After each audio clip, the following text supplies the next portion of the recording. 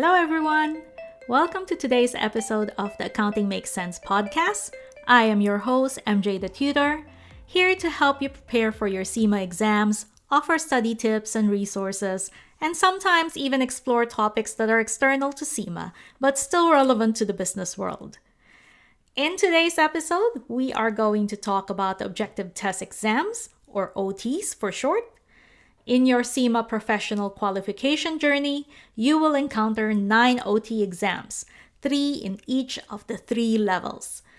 If you guys remember, the CIMA professional qualification comprises of 3 levels, your operational, management, and strategic levels. And each level has 3 OTs and 1 case study. So the 3 OTs cover the enterprise, financial, and performance pillars. Having said this, the OTs for each pillar and level works the same way. They are a set of questions where the answers can be multiple choice, multiple responses, fill in the blanks, etc. The exam is 90 minutes long and consists of 60 questions with varying level of difficulty. So, if we calculate that in the simplest terms, you as a student or exam taker should be producing an answer every 1.5 minutes. Sounds easy, but 1.5 minutes can sometimes be long and can also be really short at other times. Long in the sense that if you already know the answer, it will take you seconds to pick the right answer out. But if you don't know or need to think about the answers for a little bit, then 1.5 minutes could be very short. Remember, the questions are not always going to be the ones that you know. With varying degrees of difficulty, you would need to expect to get some curveballs in between. So, how do we actually go about doing this? Well, there is a strategy that I could share. I refer to this as the 3-box strategy, basing the questions according to immediacy. When addressing the OTQs, you do have 3 boxes in which to put your questions in. This strategy should help you on your approach to the whole OT exam. Do stay tuned till the end to find out how to divide your time to get through all these 60 OT questions. As mentioned, there are 3 categories or boxes to divide these questions in. Let's label them in our minds like this. The first box, which we will call the now box. And then we have the second box, which we will refer to as the skip box.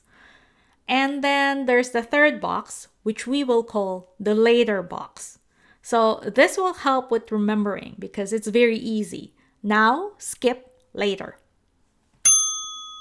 The first box, the now box, will include the quick short questions with quick confident answers.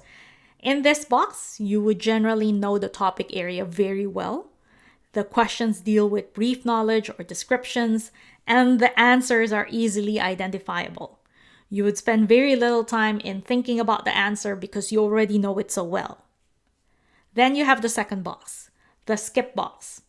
This includes short or longer questions, but still with confident answers, just needing a little bit of time for consideration. In this box, you would still have a good understanding of the topic area, and you're able to execute the answer quite confidently. These types of questions would normally involve some calculation or deeper comprehension of the question. Generally, you will find the questions could be scenario-based, giving a bit of detail and background to enable you to work out the results. Then you have the last category, the later box. Now this box tends to include the longer questions, similar to the second category, but this time with less confident answers. This could be perhaps the unfamiliarity of the topic area or confusion over the question in general. Sometimes this can also be where you will need to read through the question in depth to really understand what is being asked of you. You will likely not be as confident in the answer to these questions and will really need some time to dive deeper. Now, knowing about the 3 categories to put the questions in, the general approach to the exam is to first go through all the questions, at the same time assessing whether the question should be dealt with now, should be skipped, or can be dealt with later. If you determine that the question is a now question, then you should be able to answer this immediately as you are going through the questions. That's the easy part. That's the first run-through of the questions. You will need to do a second and third run-through to deal with the skip questions and the later questions. For these categories, they do require a bit more work.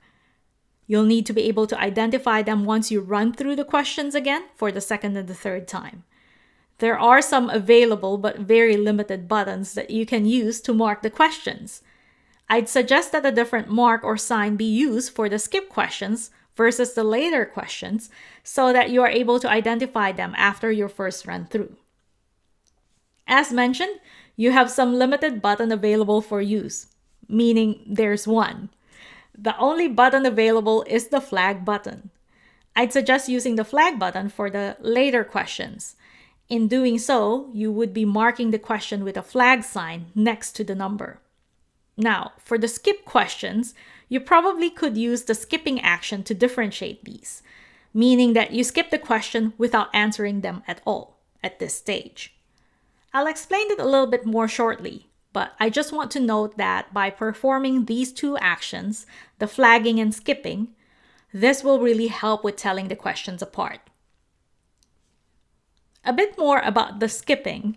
If you do not provide an answer and do not flag the question, the system marks the question as incomplete automatically.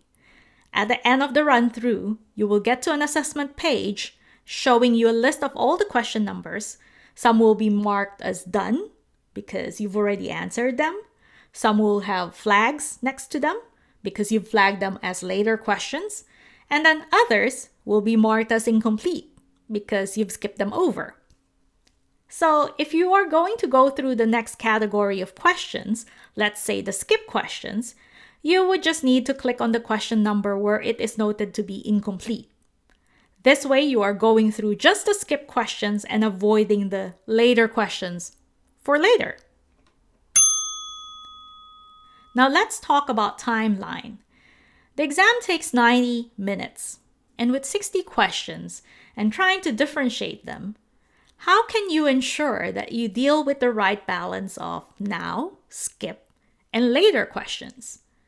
Of course, if you have a lot of later questions, this will really eat into your time.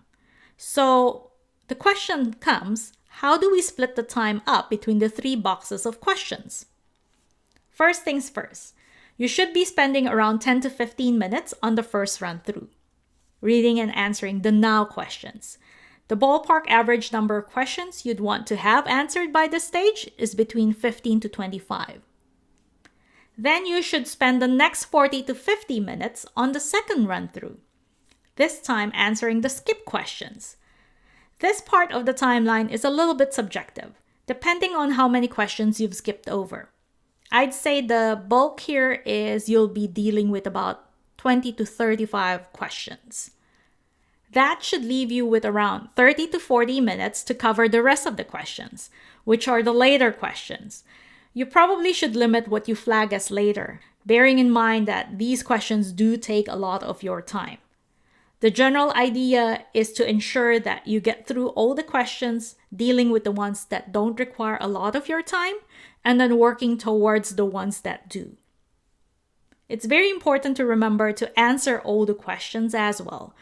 Aside from limiting the number of questions being flagged as later, you should also try to limit the time that you spend on the later questions. They will tend to eat the most of your time. I know that sometimes one can easily get carried away with the questions and you end up spending all of your remaining time on just that one question. So do try to refrain from doing this for obvious reasons. So, that is it for me today. I hope you found this episode helpful. If you did so, please do not forget to hit subscribe or follow the podcast to catch the next episode. As always, thank you for listening to Accounting Makes Sense. I am your host, MJ the Tutor. If you want to learn more tips and advice, you can visit the website at www.mjthetutor.com Or if you want to connect through social media, I am available on Facebook, Instagram, and Twitter under the name MJ the Tutor. I hope to see you again next time. Ciao for now!